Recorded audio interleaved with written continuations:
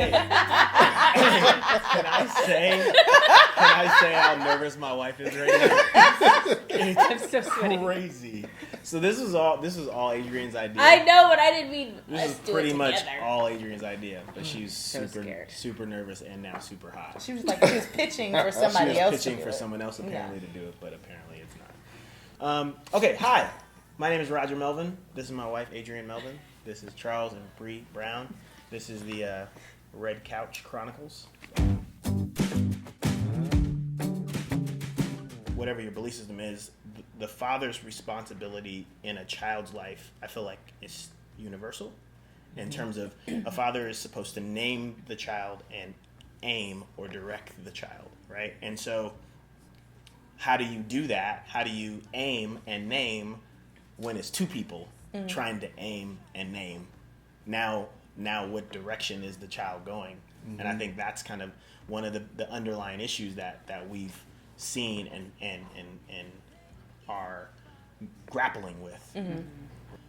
I try to be really respectful to the fact that there is a whole other part of the child's history that I'm not a part of, and taking that into consideration, really understanding that there are going to be some traits and characteristics exhibited that really have nothing to do with me, and to try to approach it that way as opposed to just flipping out or just being like, what in the world, where is this coming from? Understand there's a whole history there that's untapped that I don't know about.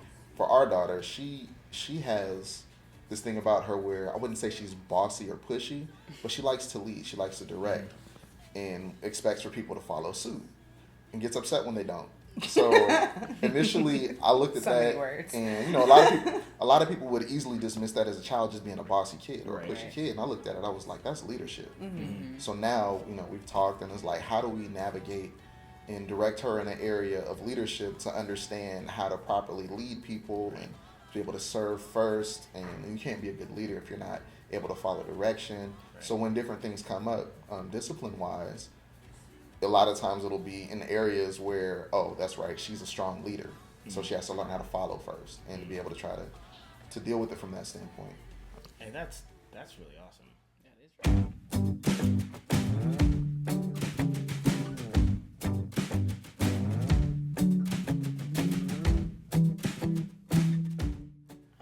I'm putting all of myself into Jordan, into our son, and whether the other parent is around or not, they've put a significant amount of themselves into the child via nature. I mean, it just is what it is. Right. The nurture part may not have been there, but the nature part is certainly there, and they're gonna exhibit traits. But there are also some things, right, that you see that you're like, okay, now that one there, we're gonna have to address that. Right? Like, Let's talk about your approach. Yeah. That one right there, I'm not so in love with. And success down the road wise is gonna be predicated on us kiboshing that. Right? And I feel like, how do you, as the biological parent of that particular child, how do you navigate, how do you be respectful to your husband now and navigate that, and then still consider this other person who, whenever they do it, whether it's every weekend or every quarter or every day or whatever, but navigating between being respectful of the atmosphere and the environment and the culture that you set in your own home, and then saying, oh yeah, but now this person is also by default a part of the culture of our house. So how do we maintain this? How do I respect this? Or something simple like, we're planning on going to wherever. We're going somewhere on Saturday, and then somebody else is like, oh no, I'm coming to get them on Saturday. That kind of stuff. Like, I feel like the pressure is on us, right? To try to make it smooth. Like, I don't want to say, hey, some other man who doesn't run a household said, I'm so glad you said right, that. said that doesn't run our household. They're coming to pick up our kid, and they're like, no, he's not. And then how do I say, you can't come pick up my kid? Don't tell me what I'm doing to my kid. And you're like, oh my God, like how. I feel like it takes a long time to really fluidly navigate, keep the marriage. I'm not saying you can't see your child. You're right, he doesn't run this house. I grew up with that. I come from the blended family, so I lived in the house with my mother and my stepdad, and then there was my dad and my stepmom, and so it's watching my mom navigate it. For the majority of the time, I was in my mother's house. My dad picking me up religiously every other weekend, and I watched my mother navigate that. So, really, at the end of the day, he's the head of my household. Right. So I will always go with him. Mm-hmm. I respect my daughter's father's position as her father. Mm-hmm. And, if, whenever he comes back around, then we will have to actually lay out rules. Right. And map out plans. It's not going to be a sporadic thing. No. Like, I grew up with consistency and, routine. Mm-hmm. Every other weekend, drop me off at school, so on and so forth. So, like, we rotate holidays, and we discuss it. It's open communication. Right. Open communication. Yeah. If you don't want to talk, we're going to have issues. Yeah, So. I think a big part of that, too, is thank you so much for that respect. I'm just saying, thanks for that. No, for real though, man. That's real because then what do you do? Now I'm trying to fight for a position that should be mine. Yeah. Exactly. And I'm having to do it like a 2 against 1 kind of thing. Like so I totally agree with what you're saying. So I mean, like, for us, I think I've kind of taken a position to where when it comes to him, I'll kind of follow her lead. She knows where I stand with certain things, and we discuss everything, all the way to the point of what I absolutely won't allow to happen. Because my job at the end of the day is not only to protect my wife and my family, but to guard my daughter's heart. Mm-hmm. So if I feel like you're a threat to that, then me and you're going to have an issue. Mm-hmm. But in following her lead is literally like, as you wish to go with things, you let me know, and I'll support you in whatever decision you make.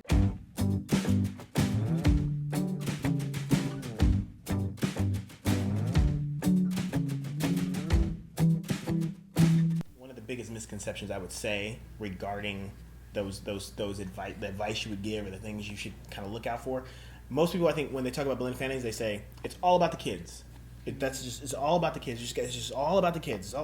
But the reality is, it's all about everybody involved. Mm. It can't just be about the kids, because if this has got a problem, then they're going to have a problem. It all stems down, right? So they're going to see it, they're going to feel it, they're going to know something's not right. So then your whole idea of all about the kids is for naught, because y'all stuff not right. And you have to consider this other person who's in the relationship regardless. So in the whole, it's all about the kids, it's all about all of us. It's all about our marriage being solidified. It's all about that situation being as clean and addressed and open as possible. It's all about communication and us talking and checking in and making sure that everybody is okay, and that we are looking after, and I'm covering you and making sure that you're good. And yes, it is all about the child. So it's all of those things. It's not, this blended family thing is not easy, but as we were saying, it's much more prevalent, and it's something that we have experienced in our upbringing, and what we're experiencing even in our present day and being parents. And it's just a new facet to marriage. It's a new layer to the onion of something that, no one brought that part up in marriage class, or no one brought that part up when I was, doing my vows, or my mom didn't tell me about that. But it is very real, and it is here, and you have to acknowledge it, and you have to, confront it with communication, like you guys said, and know that is the only way that you can find some success with it, right? Right. Thank you guys so much for sitting down and chatting with us. It's been fun. Yes, we enjoyed ourselves, and it wasn't that bad, Adrian. It wasn't that bad. My wife made it. My wife made it. So, you guys, we want to invite you into the conversation. You can tweet us at Chronicles with the hashtag blended families to give us your thoughts and your experiences, and give us a shout out. We're looking forward to having more conversations about marriage, about the things that we don't necessarily see being discussed. And if you've got some ideas, if you got some thoughts, join us. Hit us. Let us know. Yeah. Yeah. All right. Thank you. You guys don't have to feel left out in the weird head movements that we're doing. We can all do it together. Excellent.